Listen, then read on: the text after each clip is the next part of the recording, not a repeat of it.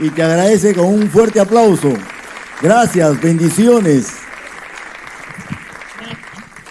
Gracias al Señor por esta presentación. Y ahora vamos a escuchar al doctor Alejandro Kusianovich Villarán. Él es el profesor de escuela primaria. Buenas noches.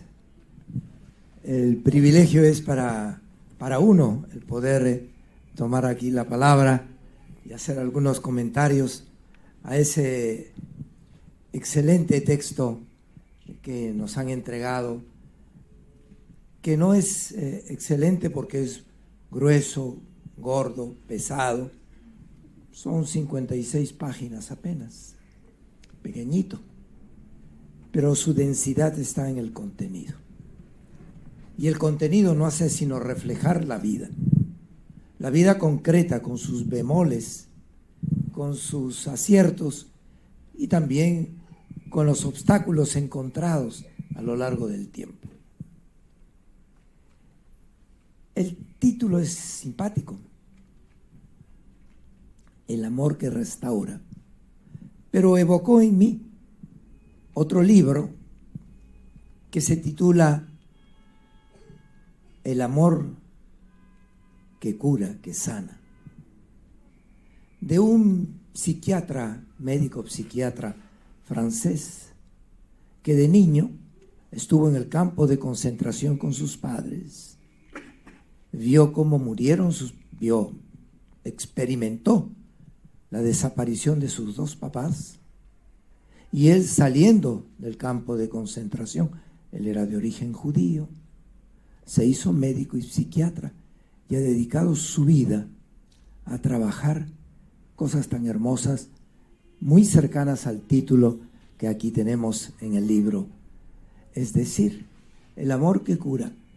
Pero saben ustedes, las traducciones a veces son fatales, igualito que en la Biblia a veces, ¿no?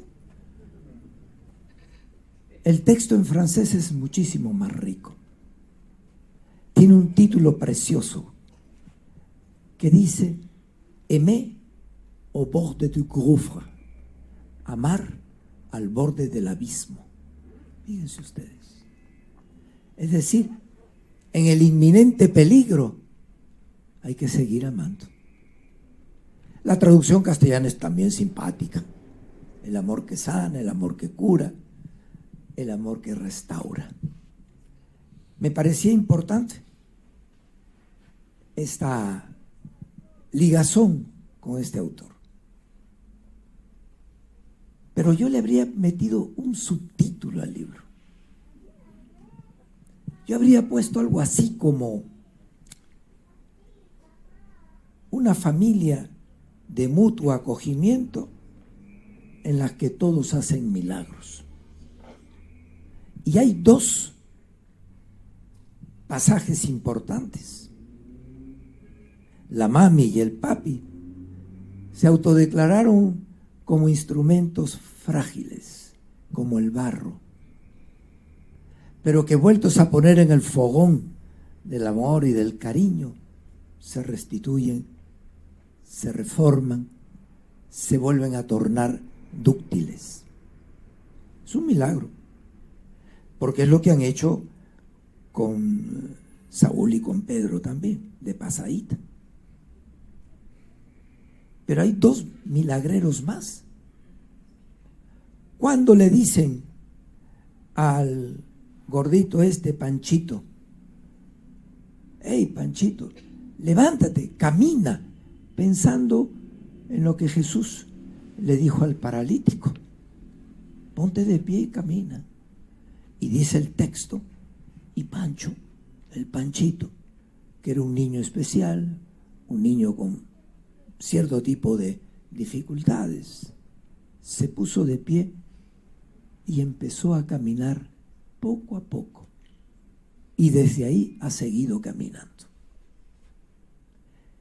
Por eso que para mí la familia de acogida, de acogedora, no es solamente los adultos que acogemos a los niños. Hay una cuádruple, casi cuádruple acción de acogimiento. los padres acogedores que reciben a los niños, si es que los niños los aceptan. Si no, no se cierra el círculo. Pero además, ambos, padres que reciben, niños que reciben a los padres que los reciben, tienen que también acoger a la familia de origen por más bemoles que haya podido tener. Esto me parece simpaticísimo de esta experiencia. Por eso, creo yo, me encantaría colocar algunas premisas. Lo anterior era solo una introducción al vals, ¿no? Ahora entramos al tema. Algunas premisas para entendernos. Una primera. El modelo civilizatorio hoy dominante a nivel global es el telón de fondo para entender lo vivido por la familia de Saúl y de Pedro. No es una casualidad, no es mala suerte, no es irresponsabilidad de los padres en primer lugar. Hay un contexto global que necesita producir pobres para que algunos estén bien. Es un sistema global cínico que pareciera que requiere de los pobres, y no haciendo eco a las palabras de Jesús, los pobres los tendrán siempre con ustedes, sino aquí pobres en el Evangelio no es solo el carenciado. Aquí tenemos que colocar el caso de la familia de donde venían tanto Pedro como Saúl, hermanos, en este contexto más amplio. La vida de estos dos niños no se entiende al margen de una situación en la cual hay voluntades políticas e intereses económicos marcados por el individualismo, por la angurria y por el acaparamiento de todo lo que se pueda tener. ¿Cómo se explican ustedes que 80 familias del mundo tengan el 50% de la riqueza producida en el mundo entero? Entonces, yo no puedo entender en cualquier barrio de esta mega ciudad que es Lima la situación de pobreza y de carencias, aislándola como si fuera un problema en primer lugar de los que la padecen. Tenemos también nuestra parte en todo eso, pero no podemos desligar esto de esta perspectiva. Por lo tanto, casi como lo dijo alguien en alguna oportunidad, es el costo que hay que pagar para el progreso en el mundo. El costo que hay que pagar. Una segunda premisa que me parece fundamental. Los niños que van a los albergues nos lo ha planteado muy bien la colega. Van a los albergues no porque les gusta, sino como una medida última para poder ayudar. Pero la pregunta es, ¿y por qué tienen que existir situaciones como estas? ¿Hasta cuándo las vamos a tener? En el centro de Lima hay una casa de albergue para familias mendicantes. Está el dicho ahí, en la Plaza Francia. Cuando pasen por ahí, miren esto. Y esto es de hace 2 siglos atrás, 3 siglos atrás. Entonces, la gran pregunta es esta, ¿verdad? Los niños ¿por qué hay niños en situación de riesgo? ¿Por qué hay niños expuestos? Los hay porque somos una sociedad antropófaga, capaces de comernos entre nosotros con tal de poder obtener lo que queramos. Y estamos hablando, y este es un paréntesis, de ciudades.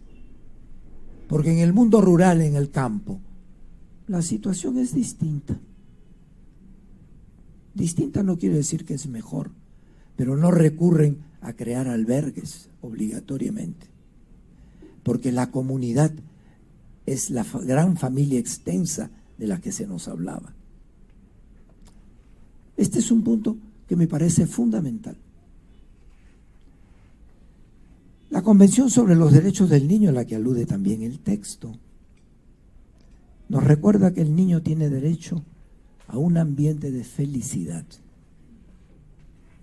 a un ambiente de amor y de comprensión. Y está bien. Habría que preguntarnos si esa es solo responsabilidad de la familia o es responsabilidad de la colectividad en su conjunto.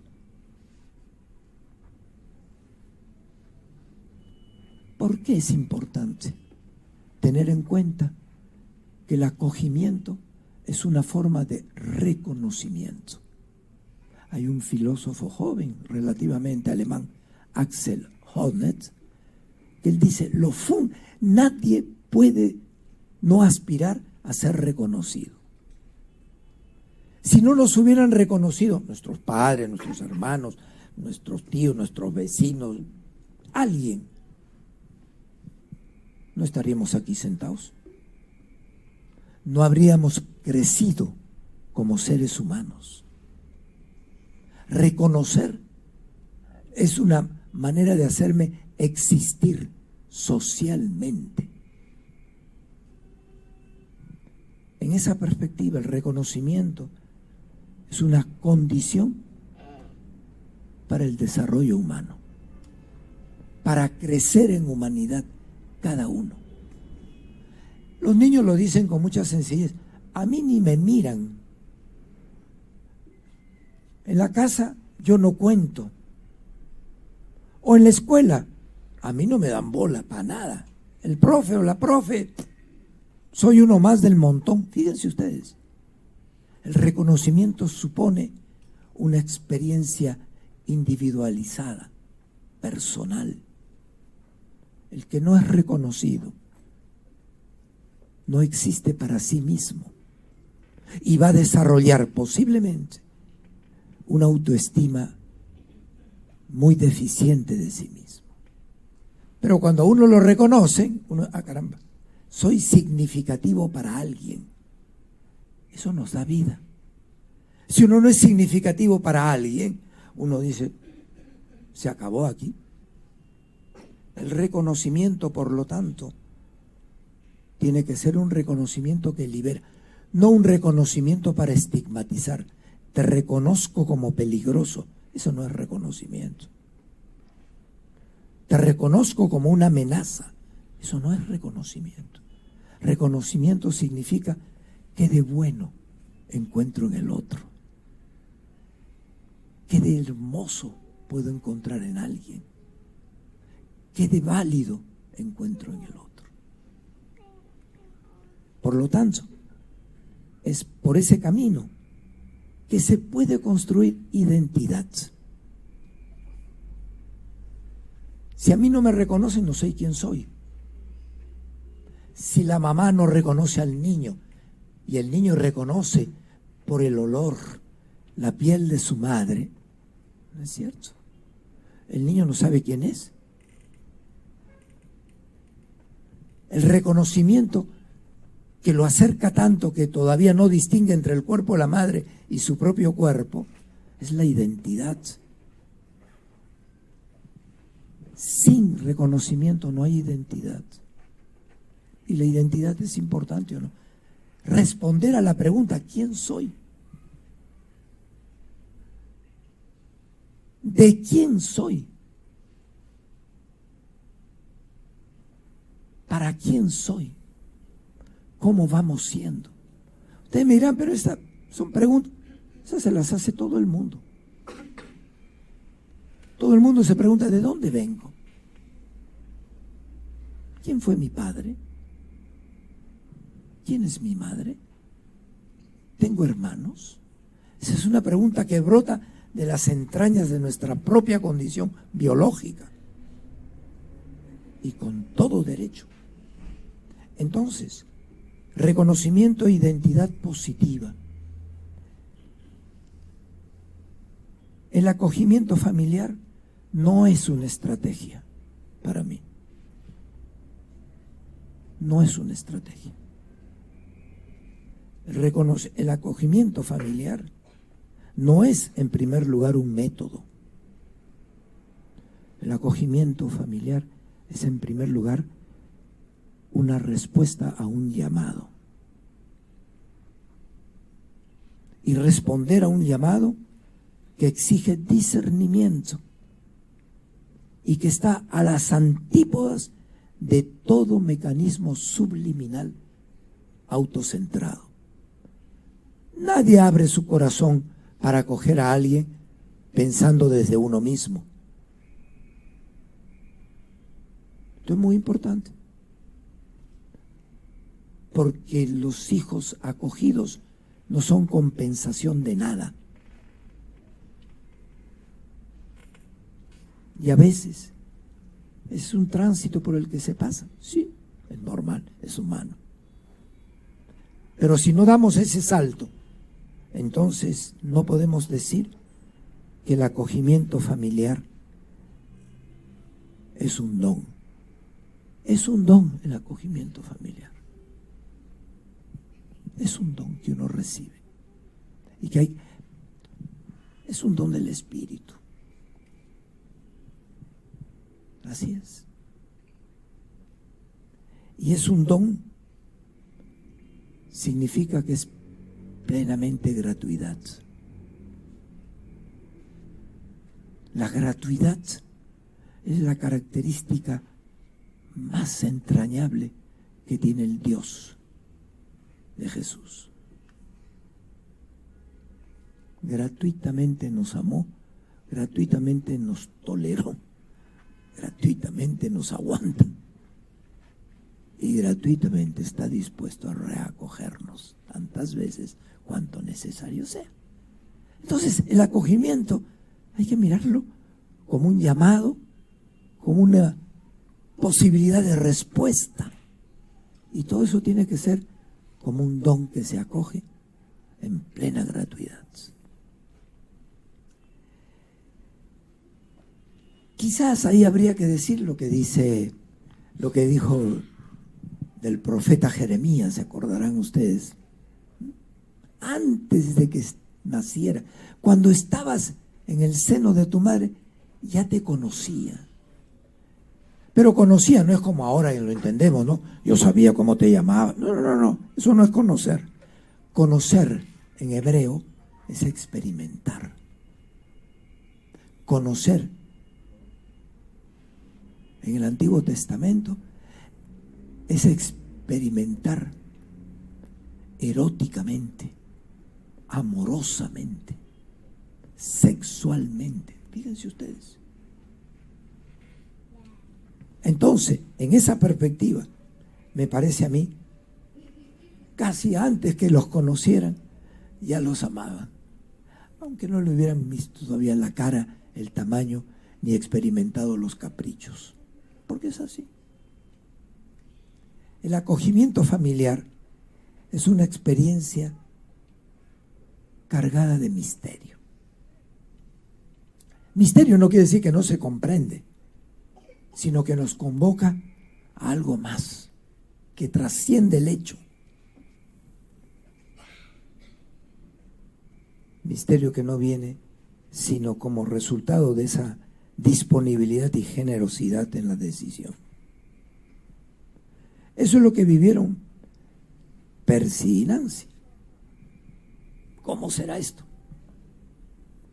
Pero eso también lo que vivieron Saúl y Pedro cuando sollozaban y lloraban en la cama pensando, me escogerán para poder salir de acá. ¿No es cierto?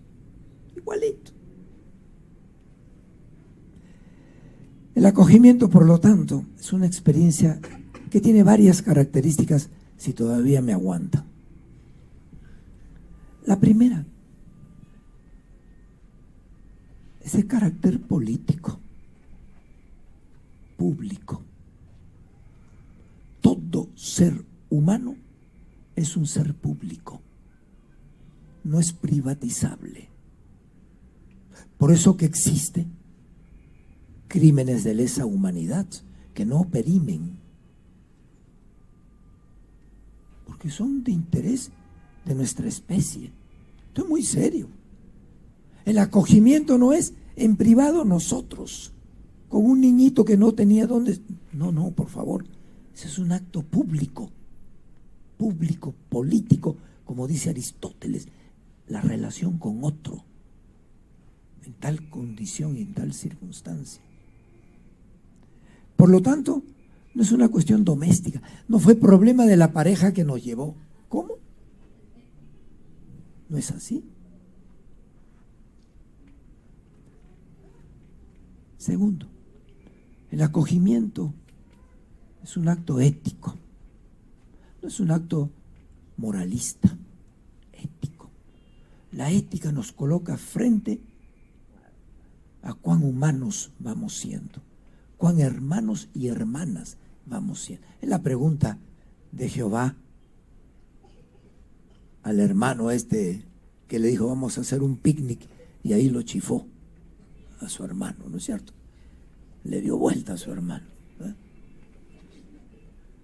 Y Jehová, dice el texto, le dijo, Caín, honsta a tu hermano, ¿no es cierto? Y le dijo, ¿yo qué tengo que ver? Segunda preguntita, más allá, un poquito más allá. Oye, ¿dónde está? ¿Qué has hecho de tu hermano? ¿A mí qué me preguntas? Zafó. Y a la tercera fue la vencida. Porque le dijo, la sangre de tu hermano clama contra mí. Lo que les he hecho a él me lo has hecho a mí. ¡Qué belleza! Entonces, el acogimiento es un acto ético, no es un acto... Jehová no le dijo, te has comido el quinto mandamiento, te has paseado con el tercero. No lo puso frente a un código, lo puso frente al hermano. Eso es ética.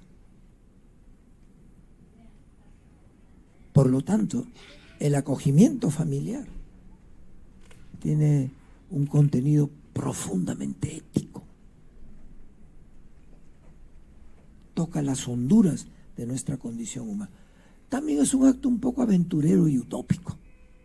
Por supuesto, hay que tener osadía. Y utópico no quiere decir que esté en las nubes. Solo pueden ser utópicos los que hacen algo concreto. Si no, no hay modo. Y no es una cuestión meramente compasiva, asistencialista. No. Es una cuestión que tiene que ver con un ideal que se va haciendo día a día. Con un proyecto. El proyecto del reino es una cuestión utópica. O como me decía el hermano antes, el pastor, estamos construyendo el reino. Ahora, no acabamos en cada acto, pero esa es la perspectiva, ese es el horizonte en el que se inscribe. Pero además, el acogimiento familiar tiene una característica intergeneracional. Las relaciones intergeneracionales no son las más fáciles ahorita. ¿Quién entiende a los muchachos hoy día? Me pasan la fórmula si ustedes la tienen, ¿no es cierto? Pero entender a los chiquillos, a las chiquillas hoy día, jarimba, eso no es tan fácil. Y no es que han perdido los valores, porque no son los míos, digo que ellos lo han perdido. No. La pregunta es, ¿qué valores ellos traen hoy? No traen los míos, ¿cuáles son los que traen? Esa capacidad, por lo tanto, es una relación intergeneracional. Hoy es muy importante. Porque la experiencia del abandono, de las dificultades por las cuales uno tiene que salir de la familia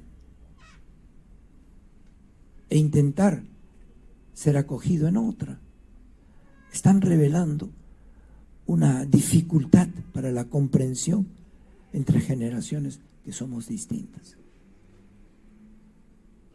Y no obligatoriamente la nuestra es buena y la de ellos no. No.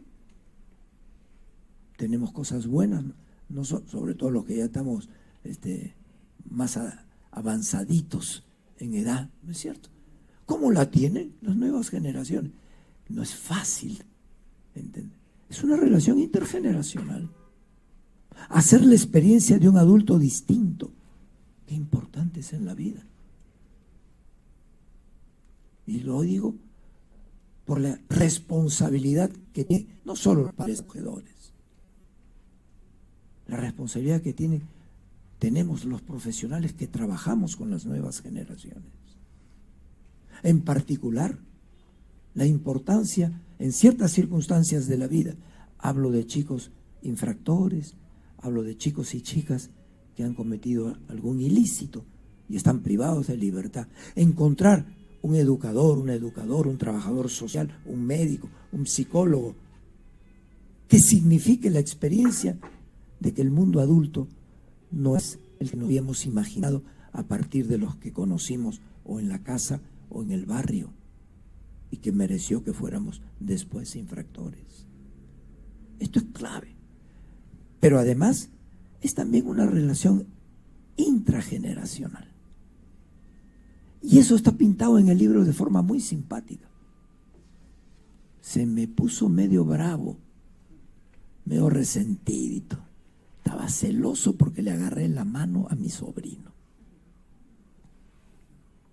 Interesante. Porque también hay que aprender cómo nuestros pares tienen iguales derechos que aquellos que han tenido el privilegio de encontrar un hogar, de encontrar una casa, de encontrar padres que le ofrezcan cariño, cercanía. Es una relación también intrageneracional, porque es un encuentro con esto, una mezcla entre alegría y brotes de o de competencia, normal. Finalmente, esta es la última característica antes de que es una relación intercultural, porque nuestra cultura no es la cultura que traen muchos de estos chicos. No es igual. No fuera sino el hecho de decir en qué barrio está tu familia de origen. No fuera sino preguntarse, y son alfabetos, aunque la palabra analfabetismo no me parece correcta, pero porque todos sabemos algo. Nadie es analfabeto absoluto, nadie. Pero de todas maneras, importante como relación intercultural, dos mundos culturales distintos. ¿Cómo relacionarse sin querer colonizar este país, como muchos otros, en África, donde he tenido oportunidad de estar? Los colonizadores siempre han pensado que los primitivos eran los pobladores del lugar. ¿Cuánto tiempo tengo? Porque yo no quiero abusar del tiempo. 2 minutos, la muerte.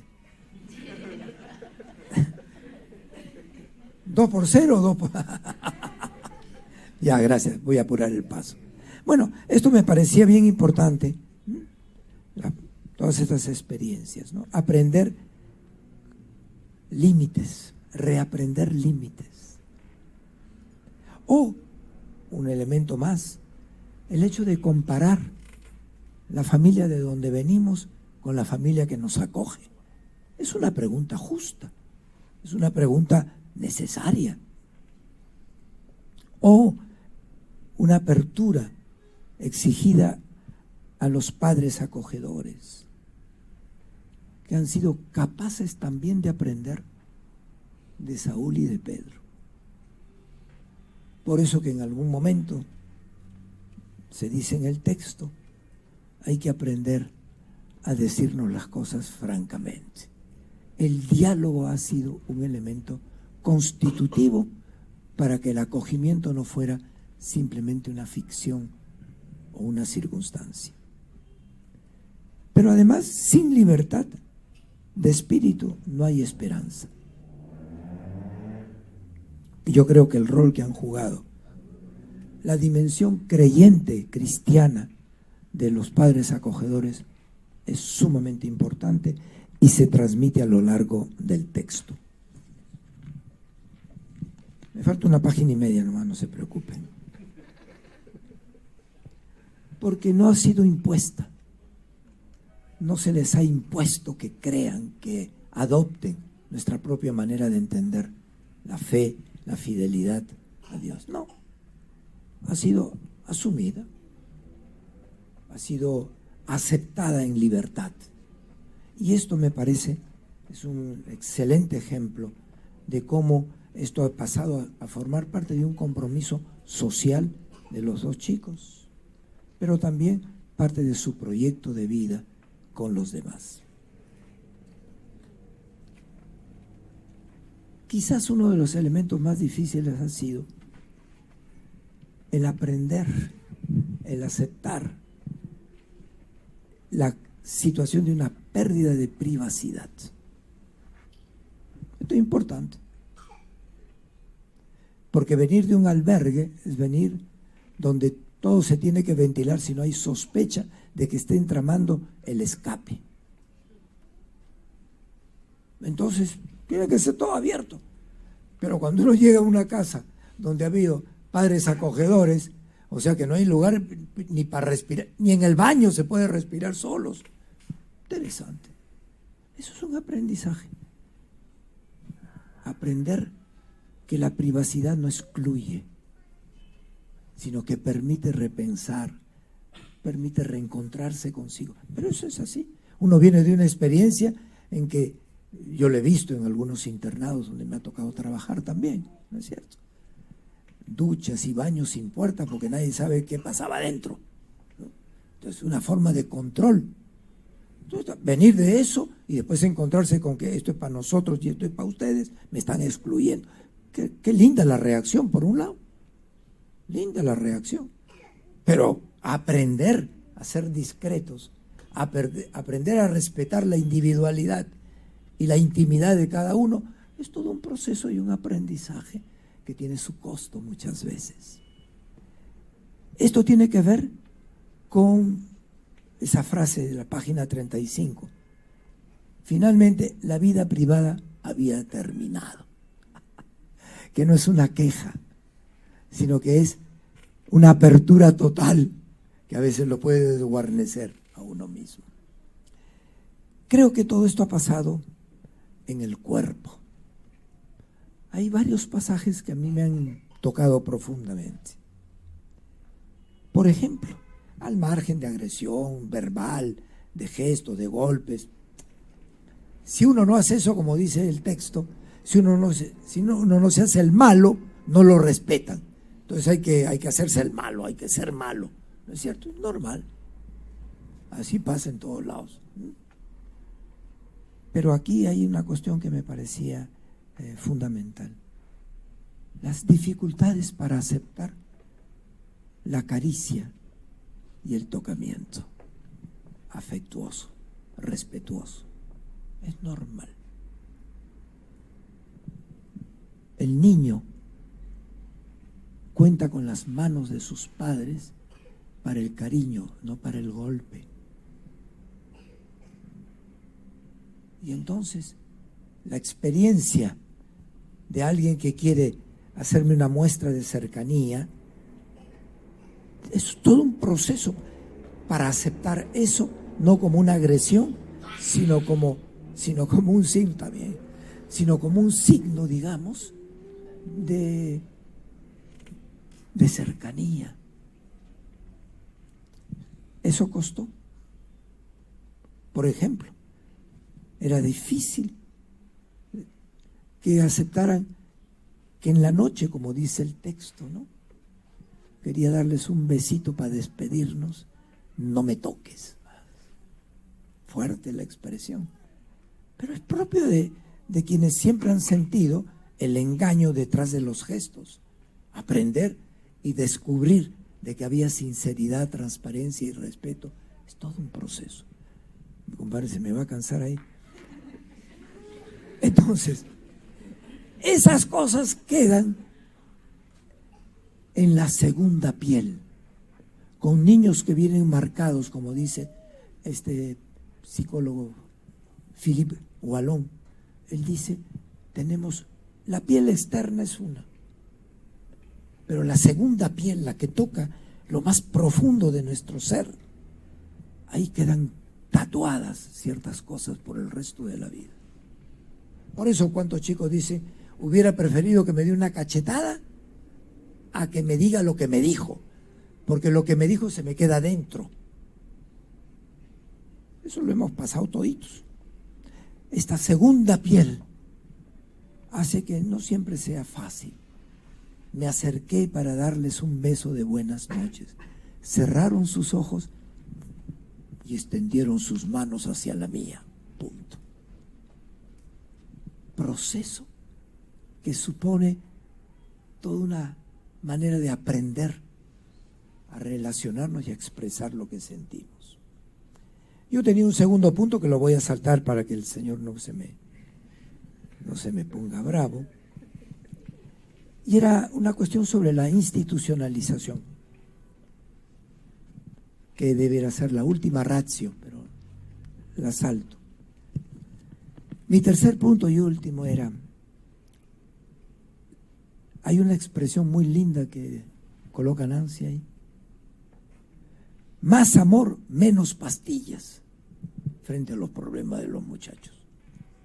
Es decir, no hay que sedarlos para que estén tranquilos, sino que hay que crear un ambiente para que eso fluya y sin necesidad de la pastillita para calmarlo. ¿No es cierto? Eso tiene que ver con el corazón de la pedagogía de la ternura.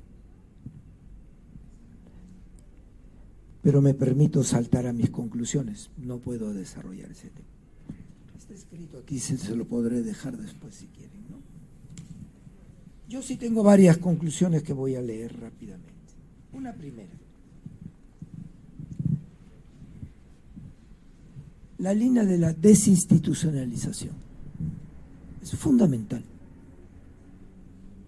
Oiga, en Maranga tenemos 800 muchachos.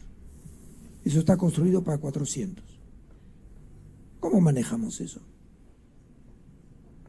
Que me venga después el exalcalde Gersi a decir que hay que sacar Maranga de ahí porque hay inmobiliarias que están interesadas. Ese es otro problema.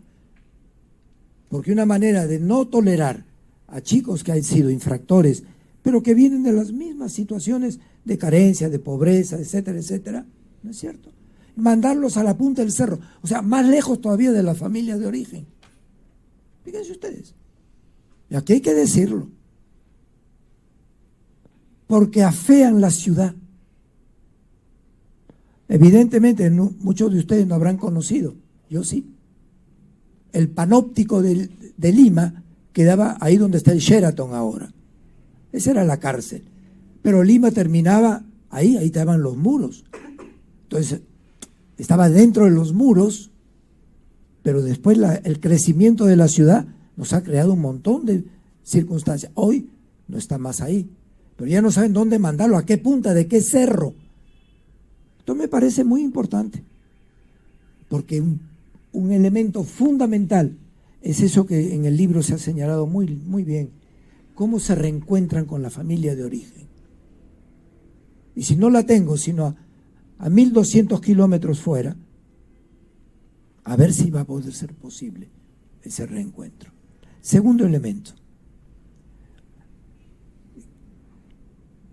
se requiere una actualización profesional de los trabajadores que acompañan los procesos de acogimiento. Hay que renovarse permanentemente, porque hay elementos que vienen de las neurociencias que nos permiten entender el comportamiento de los chicos, de las implicancias que esto trae en la subjetividad de las criaturas. Esto es muy serio. Felizmente que hay maestrías, hay diplomados en varias universidades públicas a nivel nacional, donde se trata de actualizarse sobre estos aspectos. Pero ¿cómo miramos a veces? Y lo sé por una familia acogedora en Villa María del Triunfo, que me decía, me viene la asistente social, la trabajadora social, con su papel y me dice, ¿lo vacunó? ¿Le puso esto?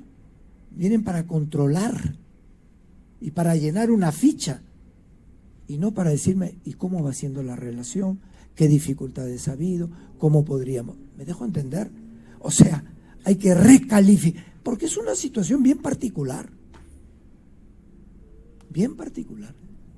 Creo yo que esto es un punto central, esta reactualización profesional y al mismo tiempo una posibilidad de entender cómo están marcadas las segundas pieles de tantos niños y niñas que requieren de una familia acogedora.